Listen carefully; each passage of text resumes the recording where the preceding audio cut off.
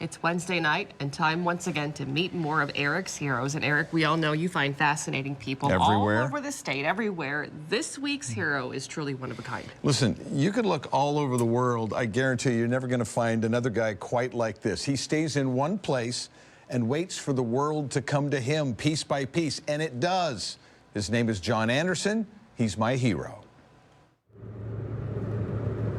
Whenever he can, rain or shine, but mostly rain, he makes the drive. He knows this place, understands its back roads and pathways.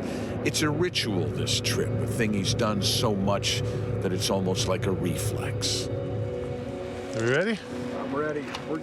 He's a lifer, 70 years living in the wettest, dampest top left corner of the wettest, dampest top left state in the United States of America, Forks, Washington.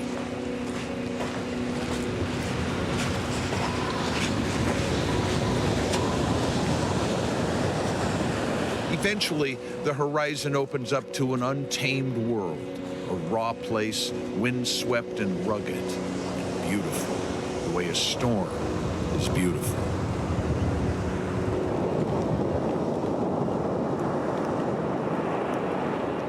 It is Rialto Beach, and John Anderson takes off walking. What are you thinking about when you're out here? Just thinking of finding something cool. When his eye catches something that is washed up on shore, he snatches it up. It happens again and again. Where do you think that stuff came from? The little plastic floats is what they use. Mostly the Asians use for their nets. And these are crab pot buoys. That's the local Dungeness crab fishery. They lose a lot of buoys. John knows the water here. He understands the currents. If you were to throw a note in a bottle out here on the current, it would take 6.5 years to come all the way back around. He is a beachcomber, aren't we all? But you've never seen a beachcomber quite like this. His home is also a museum, a beachcomber's museum, a place like no other.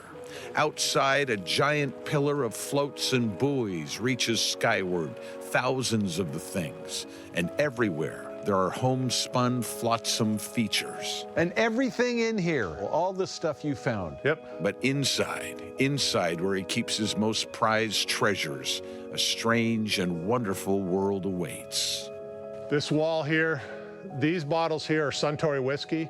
That was the preferred drink of the Japanese sailors. This is one of my prize finds. This is an anchor chain from the 15th or 16th century. This is a really cool deal here. This is center spinner cone from a Boeing 727 jet engine. Boeing was going to come confiscate it, and I said, good luck with that.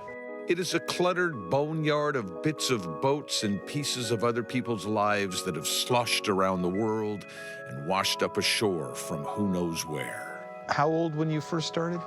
22. You were just a kid. That's that same year I met my wife in '76, and been going ever since.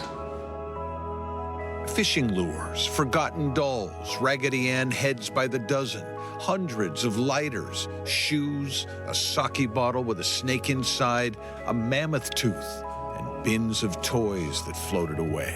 Anything and everything. And stories, amazing stories like the friend who found a slipper. He'd been to the beach and he showed me this slipper and it had Mr. McCloskey and a name tag across the toe of it. And he goes, poor Mr. McCloskey's running around with one slipper. I go, oh, that's pretty cool. And a year later, and about 12 miles north on the beach, I found the other slipper. When I retired from plumbing, my buddy Kurt Esmeyer and a couple of beachcombing friends said, well, you ought to open up a museum. You're the only one in the country, beachcombing museum. So, yeah, you know, I got things I want to do, you know. Here, and you looked at this hat. But when he thought about it, it was a museum that he wanted to do. And the signs are really cool. A labor of love for the lost and found. Now, this is my favorite of the whole museum, this float here. It's a Nobody's found one like it. This is the World War II life raft radio. A life raft radio from World War II? What story would it tell if it could talk? And then there are the messages in a bottle. How many letters do you have? I got this many. I don't know, I never counted them.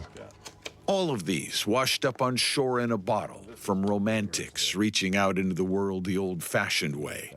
And kids, too. He says, I got 2 brothers and 1 sister. My dad wrestles a lot. I got a stepmother, too. She is lazy. Your friend, John. Everything here has a story. Everything here belonged to somebody, somewhere, lost and somehow eventually found. John Anderson has a story, too. He goes to a raw place, a windswept and rugged place where the water spits up treasures for him to find and keep in a strange museum that is found in the wettest, dampest, top left corner of the wettest, dampest, top left state in the United States of America.